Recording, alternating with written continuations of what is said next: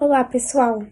Eu sou a Gisla, sou aluna do Instituto de Química da Unesp de Araraquara e, juntamente com os meus colegas José Renato, Thaís e Francine, estamos cursando a disciplina de estágio, ministrada pelo professor Amadeu.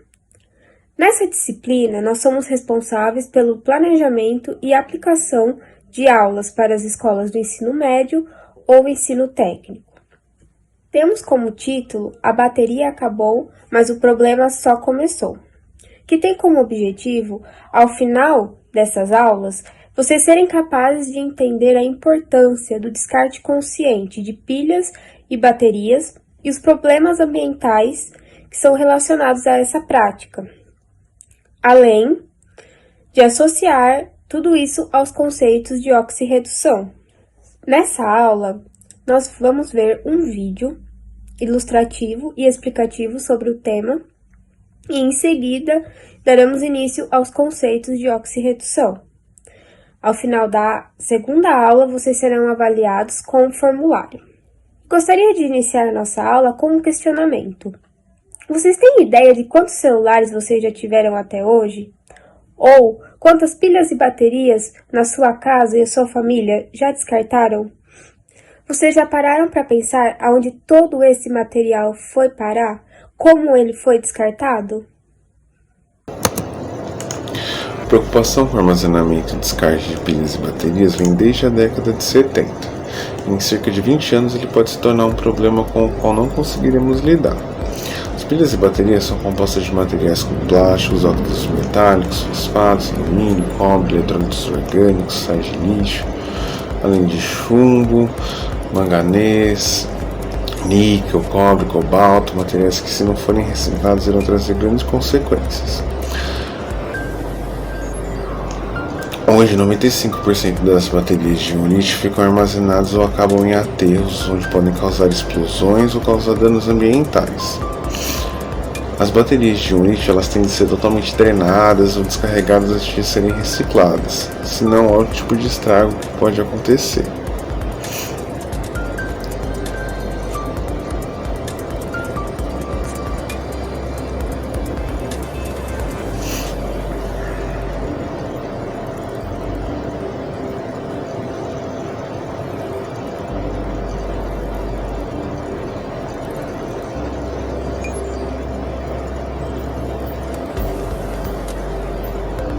Os principais culpados hoje em dia do acúmulo de baterias são os celulares e os notebooks, e se eles forem simplesmente jogados no lixo, é muito caro para separar.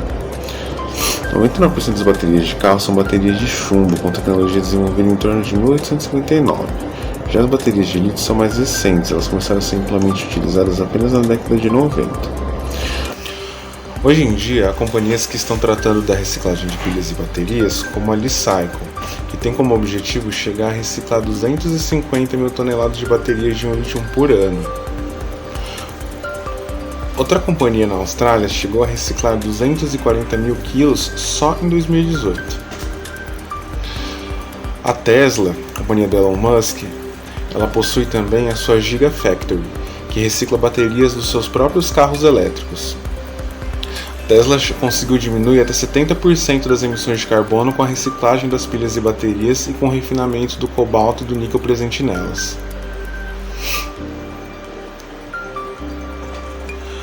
Além das empresas, há também iniciativas governamentais no mundo todo se preocupando com o destino das pilhas e baterias. A Austrália, por exemplo, em julho de 2019, criou leis que determinam a quantidade de lixo eletrônico que pode ir para aterros. Em janeiro de 2019, nos Estados Unidos, foi inaugurado um centro de reciclagem e aberto a premiações no valor de 5,5 milhões de dólares para empreendedores que encontrassem soluções inovadoras para coleta, armazenamento, transporte de baterias de íon de lítio para reciclagem. Há também trabalhos na Suíça, onde foram criados impostos sobre as pilhas para que todo local que venda tenha subsídio para possuir um local de coleta para a reciclagem das pilhas e baterias.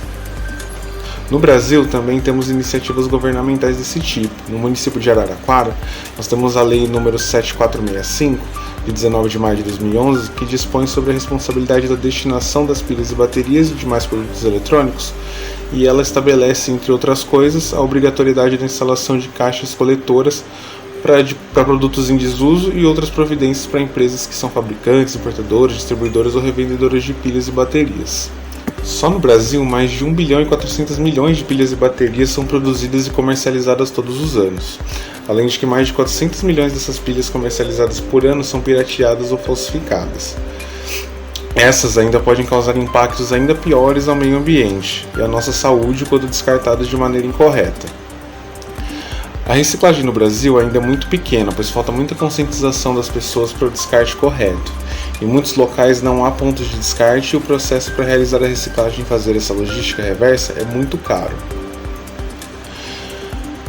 Aí a gente pode se perguntar também, mas por que as pilhas e baterias fazem mal para o meio ambiente e para a saúde humana? Isso ocorre devido a elas terem na composição delas metais pesados, que são tóxicos, nocivos ao meio ambiente e prejudicam a nossa saúde, como o chumbo, mercúrio, níquel, zinco, sendo até bioacumulativos, ou seja, eles se acumulam no meio ambiente de forma que é muito difícil de retirar depois, podendo causar esterilização do solo e deixar a água imprópria para o consumo. Na saúde humana, temos diversas, como o cádmio, que é cancerígeno e sinalado por meio da fumaça da queima, pode causar edema pulmonar, o chumbo, que pode causar anemia e paralisia, o mercúrio, que pode causar mutação genética, perca de memória e outros distúrbios mentais. Bom, pessoal, então, mediante tudo que a gente já viu até o momento, a gente vai estar estudando agora as reações de oxidação e redução, mais especificamente o número de oxidação, conhecido como NOx. Estão prontos? Então vamos lá continuar a nossa aula. Tanto as pilhas quanto as baterias, elas são dispositivos capazes de estar transformando uma energia química em uma energia elétrica, tá? Só que essa transformação, então, de energia química em energia elétrica, que a pilha faz, né, transformando a energia química em energia elétrica, e a eletrólise transformando a energia elétrica em energia química, elas ocorrem por meio das reações de oxidação e de redução. Por quê? Porque as reações de oxidação e redução, elas são responsáveis pela transferência de elétrons, né? Então, é através da transferência de elétrons que a gente consegue obter uma corrente elétrica, né, no caso a energia elétrica, que é o que fica armazenado nos nossos dispositivos, tá? Vamos então agora estar estudando um pouquinho mais sobre as reações de oxidação e redução e transferência de elétrons. Bom, a oxidação, ela é característica pela perda de elétrons por uma espécie química, ou seja, nas reações de oxidação, nós temos perda de elétrons, o que faz com que o nosso NOx, o nosso número de oxidação, aumente. E na redução, a gente tem o ganho de elétrons por uma espécie química, onde faz com que o nosso número de oxidação diminua, tá?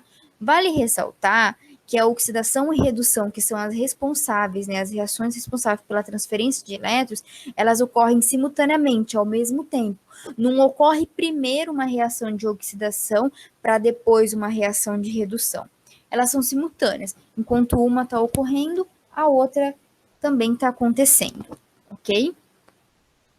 Bom, só que para a gente entender, então, essa transferência de elétrons, é necessário que a gente tenha um conhecimento do NOx, tá?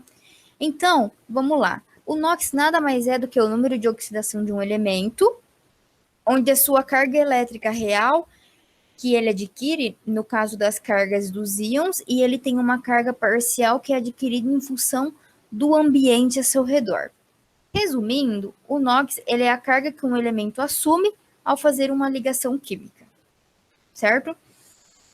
Vamos então agora estudar o NOx em íon monoatômicos. Só que para a gente poder estar entendendo o conceito de NOx em sua amplitude, Eu trouxe uma tabela periódica porque é necessário que a gente entenda o conceito de eletronegatividade. Então, o que é a eletronegatividade? Ela é a tendência de um átomo de um determinado elemento em atrair elétrons, ou seja, quando o elemento ele é mais eletronegativo, ele tem maior tendência em atrair elétrons do que um elemento eletropositivo.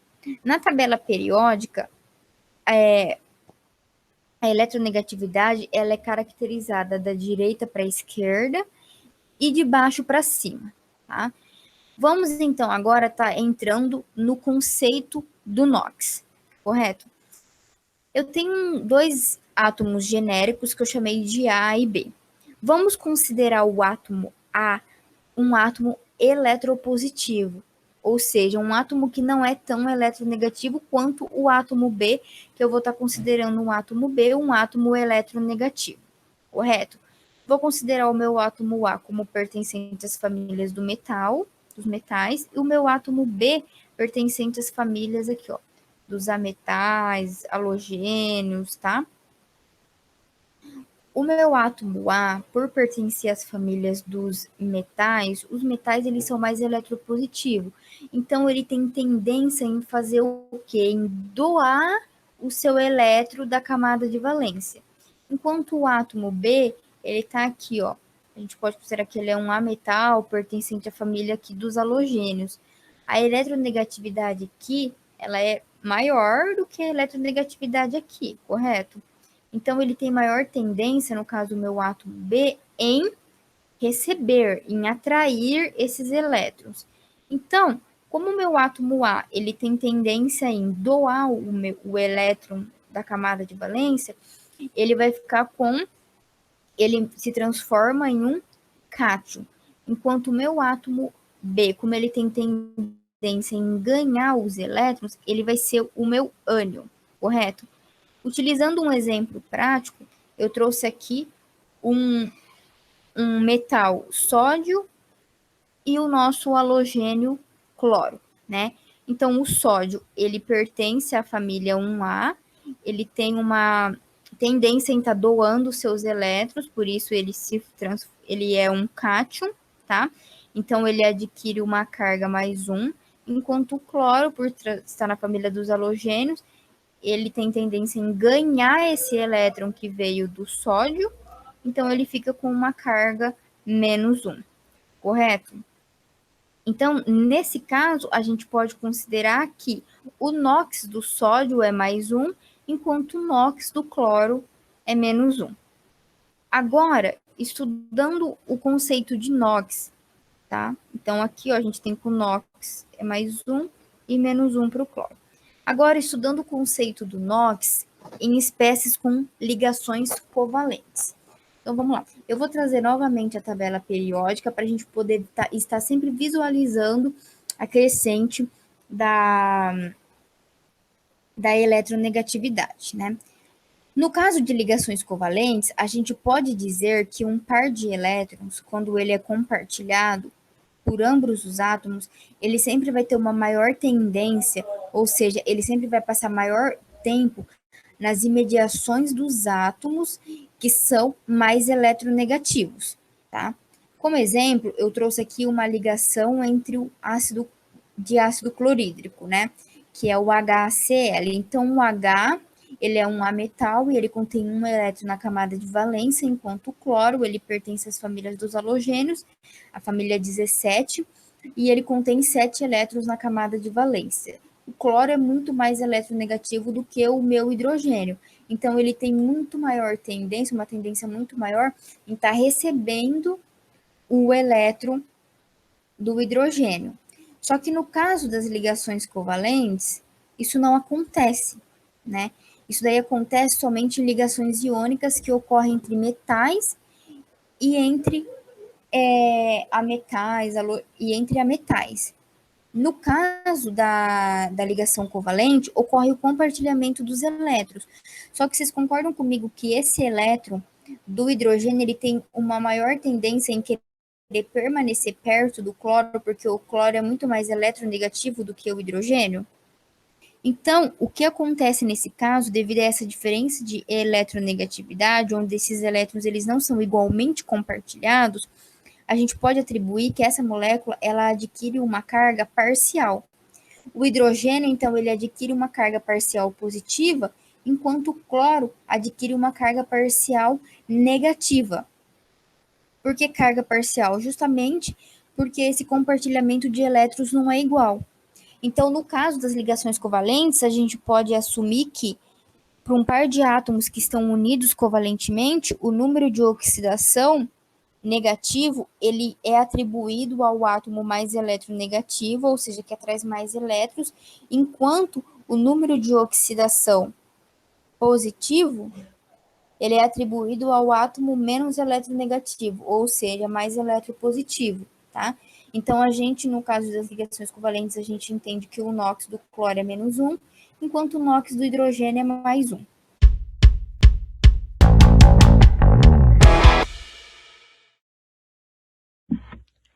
Um dos conceitos que precisamos saber antes de nos aprofundarmos nas reações de oxirredução é como encontrar o número de oxidação. Para isso, existem 6 regrinhas que vão nos ajudar.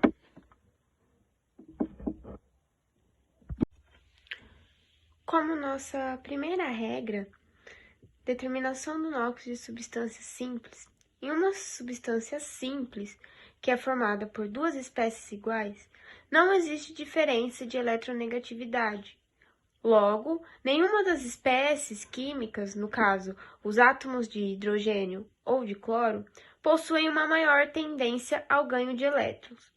Portanto, nós compreendemos que substâncias simples possuem NOx zero. A nossa segunda regra, nós aplicamos aos íons monoatômicos.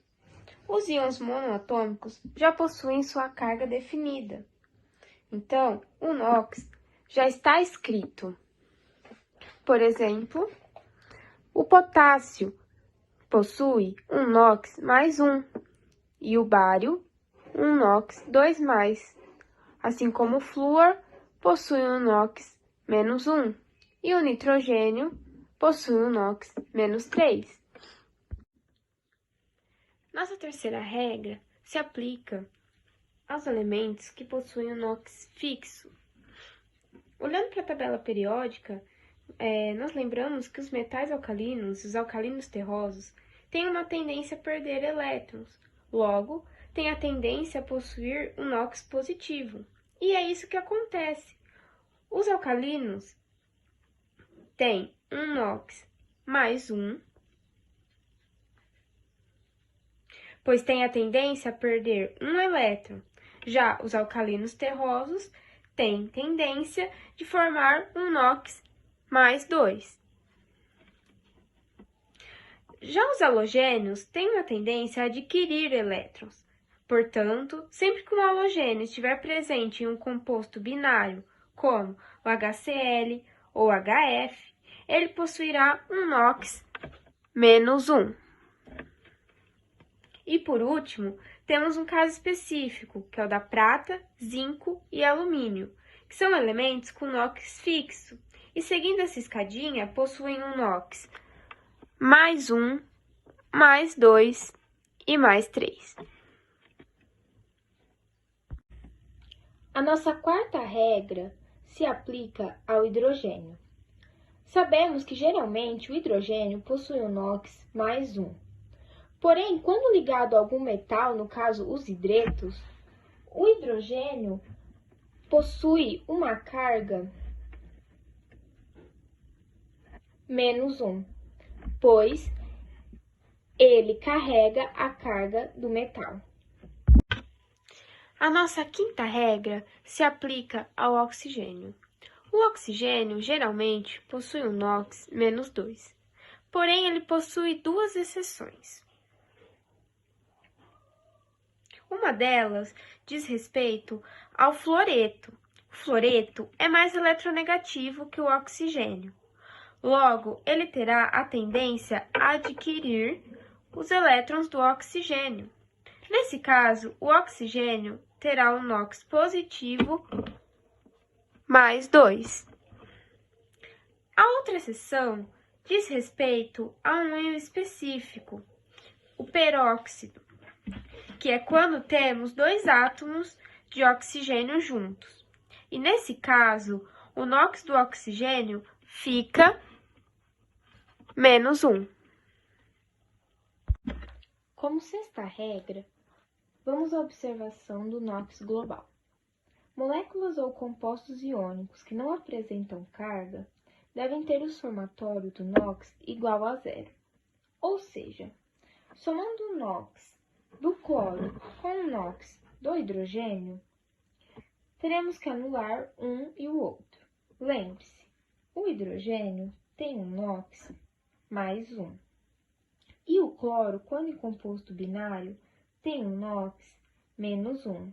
Sendo assim, mais 1 mais menos 1, temos um NOx igual a 0. No caso do dicromato, que possui uma carga 2-, a carga global é o NOx global. Logo, o somatório do NOx deve ser igual a -2. Efetuando os cálculos, temos que o oxigênio tem NOx -2, porém, temos 14 oxigênios, portanto, -14. Sabemos que o cromo deve possuir um NOx que vamos chamar de X. Porém, existem dois cromos, portanto, 2x. Sabemos que isso tem que ser igual a -2.